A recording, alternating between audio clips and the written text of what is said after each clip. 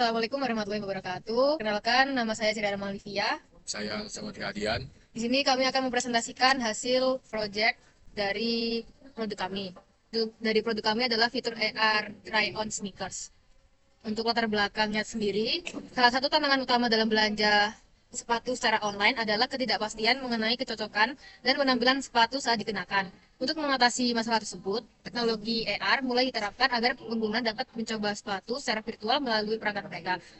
Pemanfaatan kamera dan pelacakan gerakan kaki memungkinkan model sepatu 3D untuk ditampilkan secara realistis di atas kaki, serta memberikan gambaran akurat tentang tampilan dan ukuran sepatu. Jadi dari isi project ini yaitu pertama ada market segmentation, market research dan beachhead market, revenue projection, business model, LTV, OKA dan financial accounting.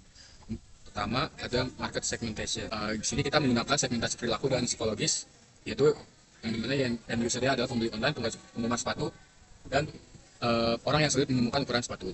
Untuk tugasnya itu tujuannya meningkatkan pengalaman belanja dan mengurangi pengembalian sepatu. Benefitnya adalah untuk pembeli online memudahkan pembeli virtual, untuk bisnis retail yaitu untuk menyediakan fitur untuk para konsumen. Tiga, untuk desainer adalah untuk menguji model sebelum produksi. Lalu urgency of need-nya ini dapat merespon keresahan konsumen dan memastikan ukuran sepatu sesuai referensi. Untuk example end usernya itu pembeli di usia 18-35 tahun serta pembeli yang sibuk sehingga tidak bisa datang ke toko offline.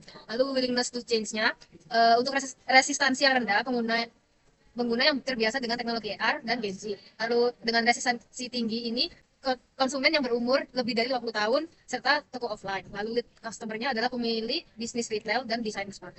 Dan untuk frekuensi of buying-nya di sini ada 3 level. Yang pertama level tinggi yaitu kolektor sepatu, medium konsumen yang membeli ketika ada kebutuhan, dan level rendah yang membeli sepatu satu persatu. Lalu concentration of buyers di sini adalah pembeli independen dan pasar terbuka dan kompetitif.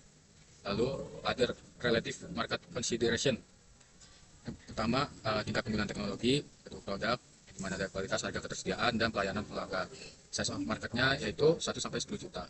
Lalu estimasi value of end user-nya itu dari harga 50.000 sampai 100.000. Untuk competition atau alternatifnya, kompetitornya ini mungkin dari perusahaan yang memiliki fitur alat ukur digital dan video 360 derajat dari produk yang ditawarkan.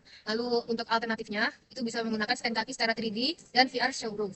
Other component need for a full solution-nya, pada keamanan ini dapat mengembangkan teknologi pengenalan objek seperti mengenali wajah untuk lebih aman. Lalu desainnya ini bisa dari memperhatikan tekstur dan warna. Lalu important partnernya ini dari teknologi sendiri itu ada spesialis computer vision, lalu distribusinya dari platform e-commerce dan toko sepatu, lalu digital kreatornya ini UI UX designer. Lalu other relevant personal consideration-nya ada 2 faktor, yakni faktor demografi, yakni usia dan jenis kelamin, lalu ada faktor sosial dari gaya hidup dan kebutuhan sosial. Selanjutnya adalah market research and beachhead market. Ada 7 pembahasan. Yang pertama target customer dan accessibility pasar. Strategi penjualan harus berfokus pada marketing digital dan e-commerce karena target segmen remaja sangat aktif di platform digital dan medsos dibandingkan dengan penjualan tradisional yang kurang relevan untuk generasi digital. Pendekatan e-commerce dan aplikasi mobile menjadi channel utama yang paling efektif untuk menjangkau segmen ini. Lalu motivasi pembelian. Sepatu merupakan salah satu kebutuhan tersier yang sangat penting untuk dibeli, sehingga fitur ini sangat dibutuhkan untuk menjangkau pembeli, terutama pembeli sepatu online. Ketiga, kompetisi dan positioning. Belum banyak pasar di Indonesia yang menggunakan teknologi ini, tetapi juga perlu mengantisipasi bahwa respon kompetitif akan muncul dengan cepat ketika teknologi ini berhasil. Lalu yang berikutnya adalah legalitas dan barrier to entry. Tidak ada hambatan hukum untuk penggunaan teknologi AR Try-on selama regulasi e-commerce yang berlaku memenuhi persyaratan perlindungan data konsumen dan perlindungan privasi. Lalu ada scalability dan market expansion potensial.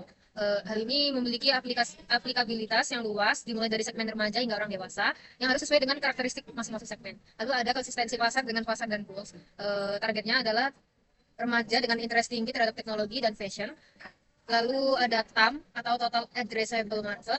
Ini segmen targetnya dari usia 15 sampai 30 tahun yang merepresentasikan sekitar 30% dari total market, sehingga addressable market untuk niche strategi diestimasi sekitar 6 sampai 8 triliun.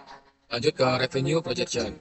Di sini terdapat data number of transaction yaitu 1 juta, dan market share kita memakai 1, 0,01, 0,02 dan 0,05. Untuk transaction fee-nya itu ada di 6%, yaitu atau sama dengan 0,06. Untuk package cost-nya di harga 50.000 dikali setahun atau 12 bulan, yaitu 600.000. Untuk convenience fee-nya yaitu 10.000. Dan dan di sini untuk mencari revenue memakai formula apa dikali N dikali beta kali C tambah delta, dan menghasilkan untuk revenue-nya yang ada di tabel ini. Lalu berikutnya adalah bisnis model 1. Kami menggunakan model bisnis premium karena model bisnis ini menawarkan layanan gratis premium untuk mempermudah pengguna sehingga dapat mengetahui kualitas produk sebelum pengguna melakukan pembelian. Lalu untuk keuntungannya sendiri dapat menarik banyak konsumen baru, mendapat pendapatan dari langganan premium dan penjualan sepatu, memudahkan konsumen mencoba sepatu secara virtual, dan meningkatkan penjualan serta mengurangi pengembalian produk. Lalu untuk kerugiannya sendiri itu memerlukan banyak strategi untuk mengajak pengguna jadi berlangganan fitur premium. Lalu ada juga pendapatan bergantung pada jumlah transaksi pengguna fitur premium dan harus selalu mengembangkan teknologi untuk mempertahankan keunggulan. Lanjut ke LTV. Ini untuk perhitungan LTV di fitur yang kami buat. Langsung ke tahun 1, itu di cost of widgetnya 100.000 dan next produknya tidak ada. Lalu gross margin-nya 0,7 dan profit-nya 70.000. Dan untuk cost of widgetnya di sini kita naik setiap tahunnya, dan untuk gross margin-nya acak, kadang naik dan turun, dan untuk profitnya itu kadang naik dan turun juga. Lalu untuk perhitungan LTV yang kedua ini ada maintenance of widget. Jadi ada rumus di mana kumulatif ini X pangkat N, di mana kumulatif ini akan meningkat setiap tahunnya. Lalu untuk perhitungan dari profit from maintenance sendiri itu cost of maintenance dikali kumulatif dikali next product purchase dikali gross margin of maintenance. Lalu untuk tabel dari perhitungannya itu cost of maintenance-nya itu pada tahun ke-0 dan ke-5 itu 12 juta. Lalu pada tahun pertama sampai tahun ke-4 itu konsisten di 24 juta. Lalu retention rate-nya ini dari tahun ke-0 hingga tahun ke-5 itu mengalami sedikit penurunan, hanya saja di tahun ke-1 dan ke-5 itu sama. Lalu untuk kumulatifnya semakin tahun itu semakin menurun. Lalu next product purchase-nya itu hanya ada di tahun ke-5. Dan gross margin of maintenance-nya stabil di 0,88, dan profit from maintenance itu semakin turun, tidak semakin turun, cuman mengalami perubahan, bisa mengalami kenaikan ataupun penurunan. Lanjut untuk menghitung present value of profit, di mana profit from maintenance dibagi 1 plus cost of capital rate dikali pangkat tahun. Sini untuk perhitungannya ada profit from widget, profit from maintenance, dan sum of profits, dan cost of capital rate. Dan yang di bawah, kolom bawah adalah untuk hasil present value of profitnya. Lalu cost of customer acquisition atau COCA. Dari COCA ini kita mengambil beberapa kerjasama dari AR developer, designer UX, tech support, marketing spesialis, server dan hosting, mungkin dari iklan digital, partner retail, app maintenance, dan 3D model creation. Lalu pada tahun pertama ini TMSE-nya sebesar 29 juta. Lalu untuk pelanggannya itu 1, IBSE-nya itu 0, sehingga dapat perhitungan TMSE dikurangi IBSE dibagi NC sama dengan 29 juta. Untuk tahun berikutnya Lanjut ke financial accounting 1. Di sini ada tabel dari cash basis accounting, yang ada revenue, expenses, profit, dan cash dari bulan ke-1 ke bulan ke-4. Lalu ada accrual accounting, ini juga hampir mirip dengan cash based accounting, hanya saja kalau accrual accounting ini bayaran itu dituliskan ketika seseorang itu sudah memesan tapi belum membayar, jadi tetap ditulis. Cuman kalau di cash basis accounting tadi kita harus membayar dulu baru dicatat. Lanjut ke financial accounting 3, di mana di sini ada aset, liabilities, dan owner's equity.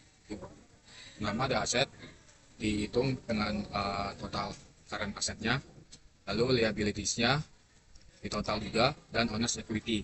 Dan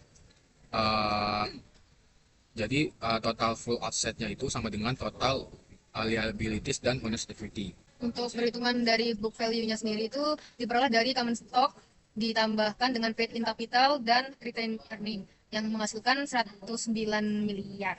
Lalu pada market value ini kami membuat harga per lembarnya itu 5.000, sehingga didapatkan hasil common stock dikali harga per lembarnya itu 3 miliar dikalikan 5.000 itu 15 miliar. Sekian dari kami, mohon maaf jika banyak kesalahan kata.